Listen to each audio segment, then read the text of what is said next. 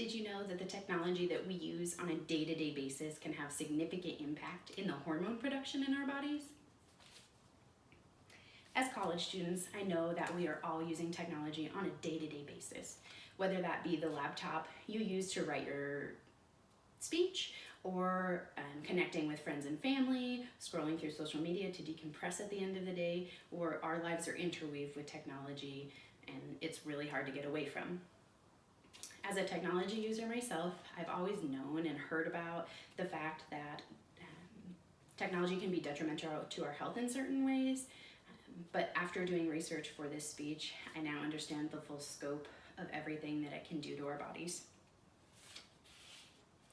Everyone should really be decreasing their screen time, especially before bed.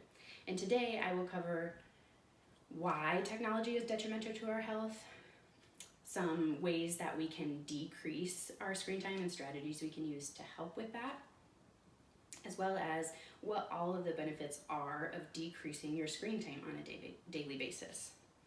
So what in the world is so bad about a screen anyway? Using technology and screen time before bed can impact our sleep in big ways. The blue light that is emitted from our technology actually inhibits the production of melatonin in your body. And according to the Sleep Foundation, melatonin is a hormone that controls our sleep and our wake cycles. So it's what controls our circadian rhythm. And this is produced by the pineal gland in our brain. And the pineal gland is here in the center of your brain, and it turns on during the dusk and dark hours. So when we are laying in bed at night and have our phones or a tablet or a laptop on, that blue light shuts off our pineal gland and we are not making melatonin. So our body really doesn't know what it's supposed to be doing, which can really interrupt those sleep cycles and have detrimental effects down the road.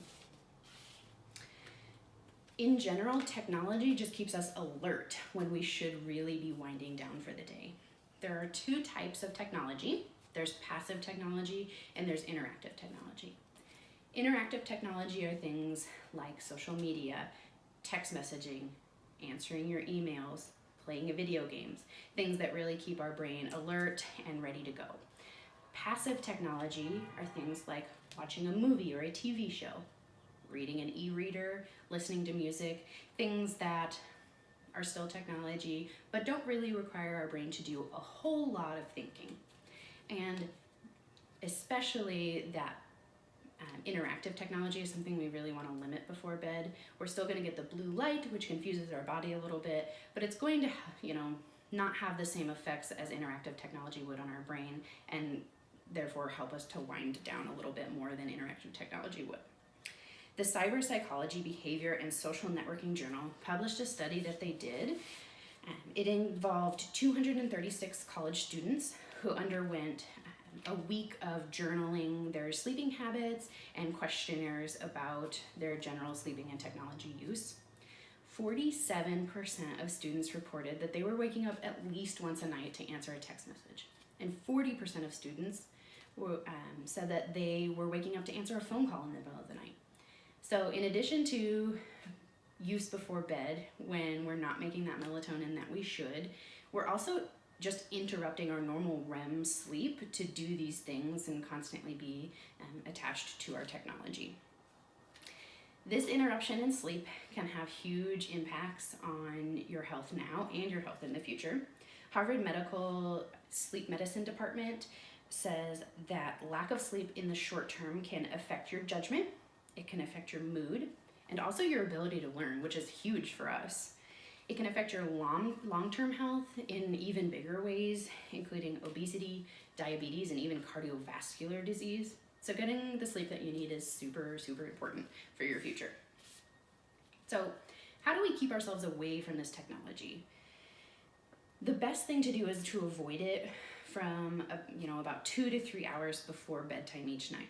And I know that personally, I am someone who uses my technology to help me sleep. I've trained my body in that bad habit, and so I need a movie playing or to be reading something before I go to bed.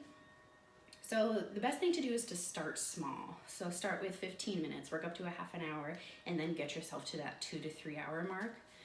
The other thing that you can start with doing is setting a time to go to sleep and a time to wake up each morning, and keeping those really consistent regardless of whether it's a weekday or a weekend. That helps your body know that when you're going to bed, that means you're going to sleep, and it just, your body will naturally adjust to that and know that's what it should be doing. The other thing we can do is blocking or decreasing the blue light that we're getting. So there are settings on most of our devices, cell phones, tablets, what have you, that will dim or change the colors of your interface so that you're getting less blue light, which can help with your melatonin production. The other thing that you can do is pick up a pair of blue light blocking glasses. You can find these in a lot of places. There is no real scientific evidence yet about these, but there's a lot of anecdotal evidence that people have had really good outcomes with using those for sleep, and also just for everyday strain on your eyes using a computer or other technology. So what do all of these changes even get for us? What do they do for us? First of all, they're going to help us fall asleep faster, because again, our body's going to know that going to bed means going to sleep. It also is going to leave you more time for other things, like you can use those 2 to 3 hours to spend time with your friends and family, or read a book, do your homework, or just pick up another hobby that you might enjoy doing before bed that doesn't involve technology. It's also going to decrease your cortisol levels, which is the stress hormone, and you're going to get more sleep, decrease those levels, and in general just be happier and less stressed out, which don't we all want that? All of this information was enough for me to seriously consider decreasing my technology use. Don't you think that that would be beneficial for all of you as well? Decreasing your technology use can improve your sleep and your overall health, both now and in the future. So I'm challenging all of you to decrease your technology time. Just start with a month and see how it feels. And if you have any questions, I'd be happy to answer them now.